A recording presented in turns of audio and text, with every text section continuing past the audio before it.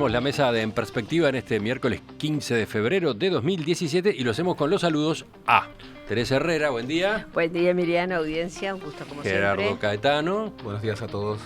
Sigo con Guillermo Fossati. Buen día, ¿qué tal? ¿Cómo le va? Y con Rafael Porcecati. Buenos y pitufinos días. Mientras los miraba, iba tratando de decodificar los códigos de bebida de cada uno. Tenemos 2 tés, Teresa y Gerardo, un agua solo en el caso de Guillermo y café por el lado de Rafael. Siempre es así, ¿no? Más o menos. Más o menos, yo a veces alterno entre el café y el té, y yo a veces alterno. Vamos al primero de los temas. El Consejo de Educación Primaria ordenó ayer un informe técnico pedagógico sobre los contenidos de un libro de historia para sexto año utilizado en algunos colegios privados que, al explicar cómo funcionaría el sistema comunista, realiza una analogía con el dibujo animado Los Pitufos.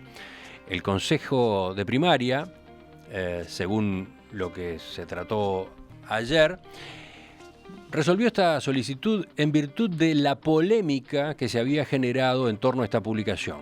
En función del informe que ahora reciba el Consejo, se resolverá cómo se responde a eventuales consultas sobre la conveniencia de incluir ese material en los cursos. El consejero Héctor Florit dijo que si hay objeciones graves, Primaria puede recomendar a los colegios no utilizarlo, aunque también aclaró, no hay antecedentes de una decisión de este tipo. Ustedes quizás conozcan de qué estamos hablando. El libro se titula UI 21 y en el capítulo sobre la Revolución Rusa dice que el comunismo podría ser una situación similar a la comunidad en la que viven los pitufos. Según explica el libro, en esa forma de organización social y en la aldea donde viven estos personajes, todos tienen acceso a la vivienda, nadie pasa hambre, el pozo de agua es para uso colectivo, no es de nadie y es de todos. Además, todos tienen obligaciones con la comunidad, por ejemplo, el ocuparse de aquello que saben hacer. Un fragmento del libro comenzó a circular el domingo en las redes sociales, provocó de inmediato una gran polémica. El diputado blanco Pablo Iturralde anunció que va a realizar un pedido de informes dirigido al Ministerio de Educación y Cultura sobre esta situación. ¿Quién empieza? Supongo que están al tanto de todo esto. Sí, yo lo propuse como tema, además de ti. Bueno, ¿quién va? Dale, ¿Voy yo? Bueno, voy yo. A mí me parece que tenemos que pensar que esto es un tema que toca varias dimensiones.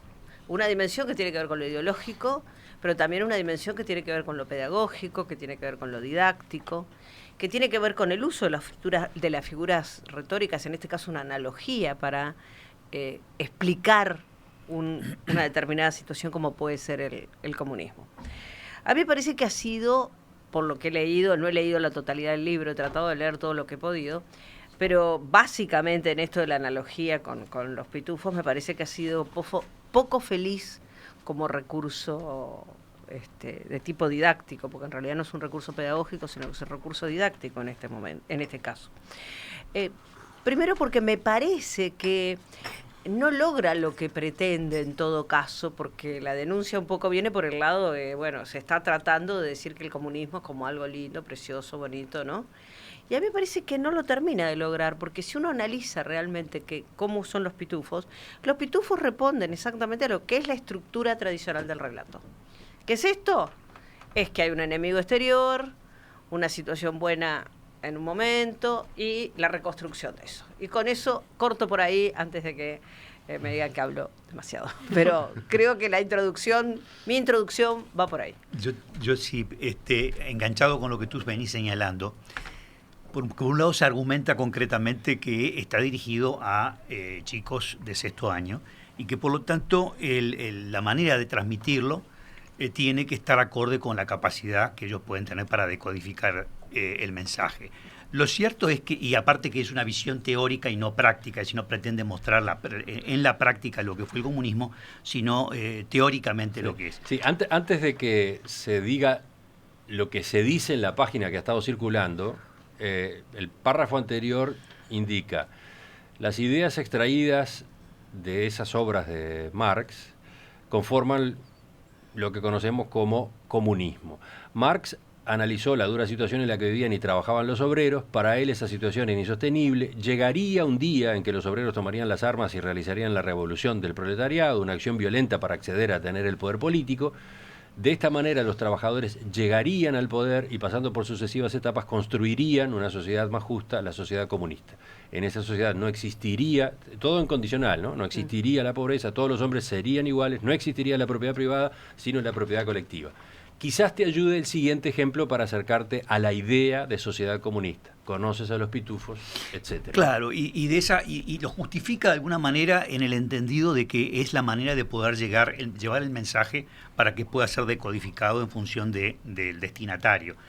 Lo cierto es que omite, porque yo creo que acá hay por un lado por errores o una crítica por comisión, lo que dice, en el entendido de cómo lo dice, y por otra parte por omisión, porque podría eventualmente también agregar una cantidad de cosas de lo que históricamente fue el comunismo, en cuyo caso presentaba una visión mucho más realista. Si tú presentás una visión parcial y te quedás con eso, bueno, que seas tildado de que, aunque sea inintencional, hay un sesgo de alguna manera porque pretende transmitir una realidad que al presentarla de manera parcial omite toda una cantidad de elementos que bien podrían presentarse para lo que fue luego históricamente, digamos, lo que sucedió a partir del momento del triunfo comunista, y de ahí tendría muchos elementos como para que el lector pueda sacarse una impresión mucho más realista, ¿no? Rafael. Sí, yo estoy un poco con lo que decía Teresa. A mí me parece una analogía muy infeliz la de esta. ¿Y por qué?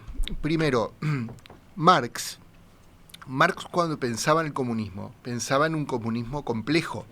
No pensaba en una vuelta atrás en el tiempo, una especie de estado de comunismo primitivo, por así decirlo, sino que pensaba en un comunismo moderno. Marx es un modernista. Él quiere romper con el capitalismo, pero no quiere volver para atrás. Entonces, ¿qué representan los pitufos? Los pitufos representan una pequeña aldea, son más una tribu que una sociedad comunista compleja. Entonces, precapitalista, no encajan para nada justamente con el ideal de Marx. Marx no es un nostálgico. Marx dice, vivimos en el mejor y en el peor de los mundos posibles. Le reconoce al capitalismo virtudes por generar las condiciones que van a dar lugar a una sociedad mejor. Además hay otra serie, estuve bichando la ideología alemana, que es uno de los textos, a mi entender, más logrados de Marx, y la división del trabajo. En la comunidad pitufa cada quien tiene su métier, y Marx dice, en una sociedad comunista de avanzada, cada quien hace lo que se le place, y uno puede ser pescador a la mañana, filósofo a la tarde y cazador a la noche, si quiere.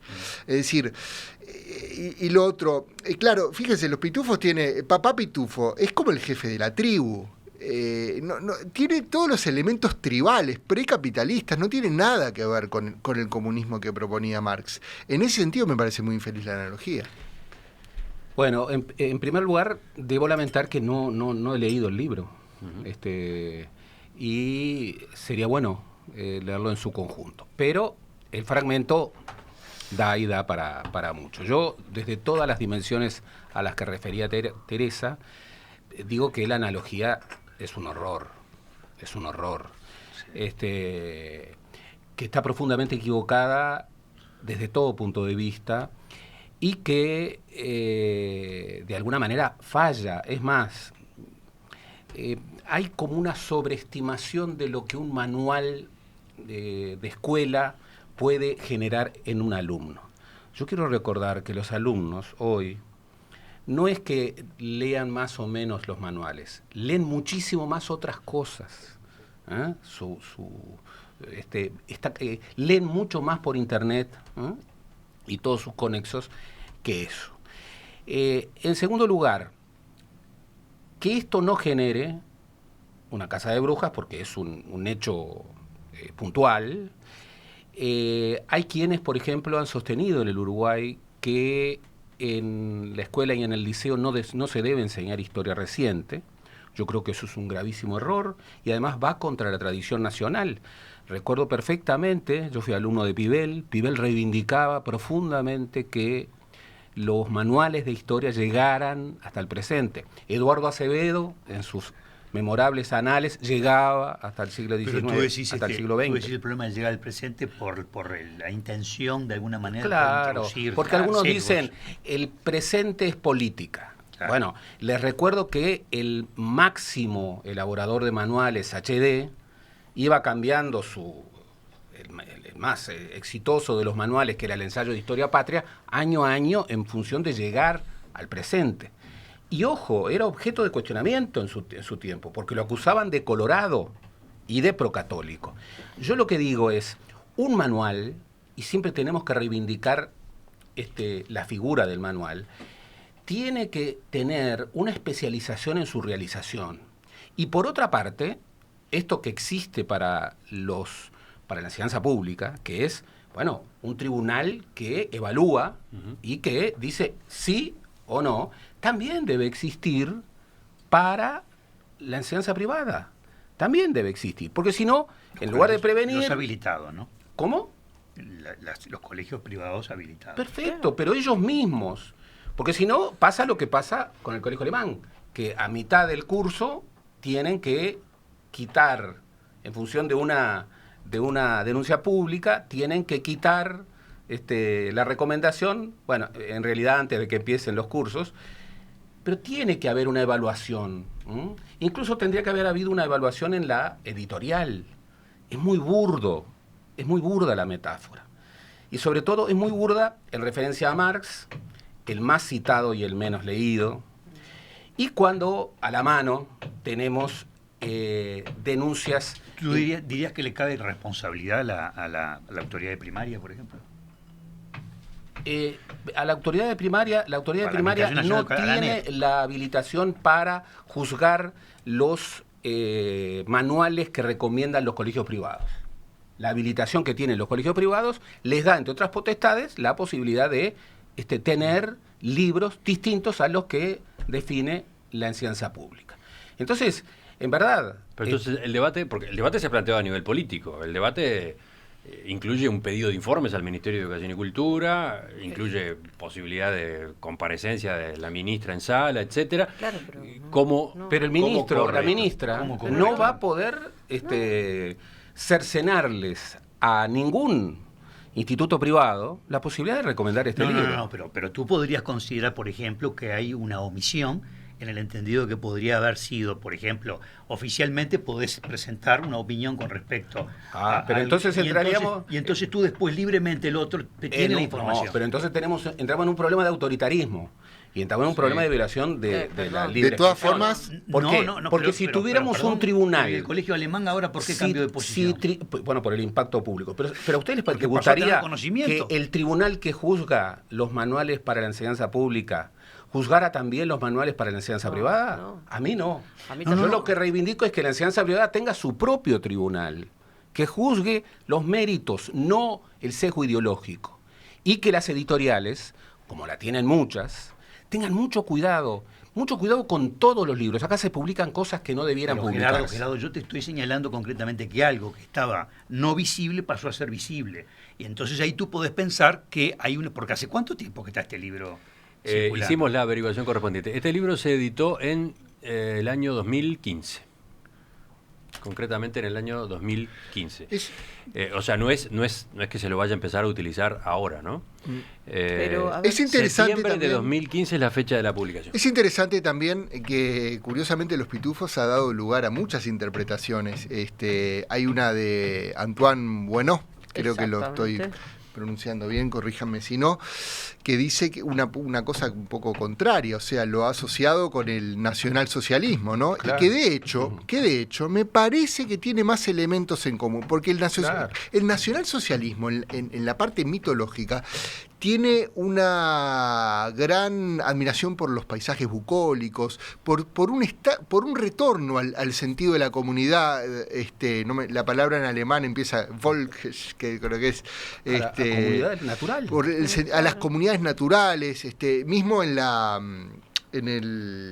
afición por el arte, por las artes visuales, tiene mucho de admiración hacia lo bucólico. Va mucho más por ese lado, igual también habría que ver, dice ahí, que Gargamel sería el judío malvado también. Pero bueno, quiero decir, también ha dado la interpretación contraria. La del Sociedad Pitufa como sociedad comunista marxista, además, me parece que no encaja por ningún lado. Realmente. Está bien. A mí hasta me llega a causar gracia, porque insisto, los pitufos está inscripto en lo que se llama, magistralmente enseñado por el profesor Mario Kaplun durante muchos años en este país, la estructura tradicional del relato, que corresponde a lo que es el cuento tradicional y que tiene que ver con una sociedad bucólica donde todos están bien, donde todos se quieren, donde está todo perfecto. Con una sola mujer y sin demasiadas luces. Exactamente. Dicho sea, ¿eh? Bueno, además. El feminismo ¿verdad? tendría que La princesa, releer a Blancanieves, por héroe, ejemplo. entonces viene el héroe que vive la peripecia y luego porque además el enemigo viene de afuera siempre. Gargamel viene de afuera, es el enemigo externo, ¿verdad? No es que las propias sociedades tienen su contradicción y sus conflictos, sino que siempre el ataque viene de afuera. Y después de que el héroe vive la peripecia, finalmente se restaura la situación feliz e inicial. Por eso yo realmente cuando veía esta cosa decía, pero ¿cómo pueden comparar una estructura tradicional del relato que es tan conservadora, tan restauradora, ¿no? con lo que puede ser el comunismo? No tiene absolutamente nada que ver, digo, desde el punto de vista del enfoque ideológico. No, lo que sí es cierto es que hay que distinguir entre el proyecto comunista de Marx y su intento de realización en la práctica. Claro. Absolutamente, pero bueno, en parte tergiversado, creo que fue muy tergiversado, pero también en parte Marx tiene sus lados, sus claroscuros si también. Cuando habla de la dictadura del proletariado, Marx no fue muy específico, digamos, pero habla de un... Ya figura un término que da para la polémica, ¿verdad? Si se trata de un libro de historia, no podés omitir consecuencias. Tenés que mirarlo, tenés que hacer una visión histórica, un repaso histórico y decir, bueno, ¿qué pasó con distintas figuras cuando fueron ingresando y triunfa el comunismo y qué elementos pasaron? Porque si no, tú no estás presentando toda la información arriba de la mesa. De todos modos, la discusión como viene, yo creo que está interesantísima, pero mi pregunta va a el debate político que ahora está planteado, ¿no? Sí. Quiero decir, esto que ustedes están argumentando en un sentido o en el otro, ¿debe resolverse académicamente? ¿El Parlamento tiene algo que hacer? ¿El Ministerio de Educación y Cultura tiene algo que hacer? Esa es la pregunta. Esa es buena pregunta. Porque yo creo que sobre que la metáfora es un horror y sobre que, digamos, más allá de que el libro pueda ser brillante en sus otras partes, esa página ya destruye la legitimidad del libro y es una pena. Está la cuestión institucional. El Ministerio de Educación Pública no puede definir, no puede controlar, pero por ejemplo, puede difundir información para que se pueda tomar decisiones informadas. Por supuesto, lo cual puede ser interpretado por los institutos privados, no sería la primera vez, como un intento de presión encubierta. Yo lo que digo es que reclamar responsabilidad política al Ministerio de Educación y Cultura por este hecho no es correcto. Lo que sí es correcto es que el Parlamento, informado de esto, bueno, genere una discusión y que de esa discusión, bueno, pueda generarse hechos. ¿Qué hechos, por ejemplo? Bueno, a mí se me ocurre que, cumpliendo las habilitaciones constitucionales, es muy bueno que el Ministerio de Educación y Cultura, para toda la enseñanza pública, tenga un tribunal que juzgue cuál es el manual o los manuales aptos. Es bueno que... De todas formas, Gerardo, perdóname que te interrumpa. Contradicción. Y encierra una contradicción, porque por un lado estableces concretamente que no podés estar incidiendo, tenés que mantener la libertad de elección de todos los colegios privados, y por otra parte, si de la ley. Si tú generás, está bien, sí, pero si tú después generás adentro del ministerio la obligación por mandato constitucional de presentar una situación concreta con respecto a un libro, y si haces recomendaciones o no, en cierta medida, como acabaste de decir también, estás incidiendo en la decisión. ¿Estás diciendo, Guillermo, que hay una contradicción entonces entre la reglamentación y la ley? Entonces en el monopolio estatal de la enseñanza. No, me sorprende. No, yo lo que sí creo, compañeros, perdón que te interrumpa, Gerardo, lo que sí creo es que, a ver, tiene que haber una educación común para todos, a ver, un marco común, por lo menos de ciertos valores y de ciertas cuestiones. Si, por ejemplo, se detecta, y no digo que este sea el caso más serio, puede haber muchísimo peores, si se detecta, por ejemplo, en un libro de texto utilizado en colegios privados, no sé, un pasaje que alienta a la xenofobia, ahí está. Está fuera de la ley. Está fuera de la ley. Está fuera de la ley. Y digamos, y el tribunal, por X razones, el tribunal, competente para los colegios privados, lo pasó por alto o lo aprobó implícitamente, cometió un delito. Para mí el Estado tiene derecho a intervenir. Por supuesto, que no es lo mismo, y debe intervenir. Que no es lo mismo que el Estado ponga un tribunal urbi et orbi que defina los manuales que tienen que ir no solo a los institutos de enseñanza pública, sino también a los institutos de enseñanza privada. En el Uruguay ha habido proyectos, no de ahora, desde mucho tiempo, ha habido proyectos de monopolio estatal de la enseñanza. Monopolio estatal de la enseñanza. Y ha habido proyectos que han querido que el Estado avance en sus intervenciones sobre los institutos privados. Los institutos privados han sido muy recelosos respecto a eso. Entonces, ¿qué mejor? No, y de hecho, no tienen el monopolio, pero hay ciertas cuestiones que todos los colegios privados no tienen que cumplir, de enseñanza, ¿verdad? La ley, y además son inspeccionados, son inspeccionados por el Estado. Pero yo creo, repito, que esto no puede ser transferido como una responsabilidad política al Ministerio de Educación y Cultura. Esto tiene que generar una nueva institucionalidad en donde haya lo que hay en la enseñanza pública, un tribunal, lo haya también sometido a la ley y a los reglamentos y a las ordenanzas. Tiene que haberlo en la institucionalidad de la educación privada. Y tendría que haberlo, y lo hay en la mayoría de las editoriales, en todas las editoriales. Porque a un buen lector, no digo a un excelente lector, a un buen lector no se le pasa un error de este tipo. A ver, sí, cerramos. Justamente, acá hay un tema de omisión de edición, en la edición, ¿no? En la corrección, hay una serie de cosas que me parece que se han omitido. Pero básicamente, además, me parece que esto tiene que llamar a la reflexión a los actores políticos, no para echarse culpas, sino para decir, bueno, acá hay un aspecto que no habíamos tenido en cuenta. Si bien hay un control o por lo menos una recomendación acerca de lo que se puede leer en esta a través de la Comisión de la Enseñanza Pública, me parece que tendría que haber una figura parecida dentro de la Comisión de la Enseñanza Privada, por supuesto integrada por los colegios privados, ¿no? Sin duda, pero donde pudieran ponerse de acuerdo por lo menos acerca de cuáles son los textos recomendables para determinadas temáticas. Me parece que incluso un abanico de posibilidades, porque no hay un solo texto para cada cosa. Entonces, yo creo que tendría que resolverse por ahí, pero me parece que flaco favor le haríamos a la educación si esto lo convertimos otra vez en un enfrentamiento político que en realidad se vuelve estéril y no conduce a la solución real del asunto.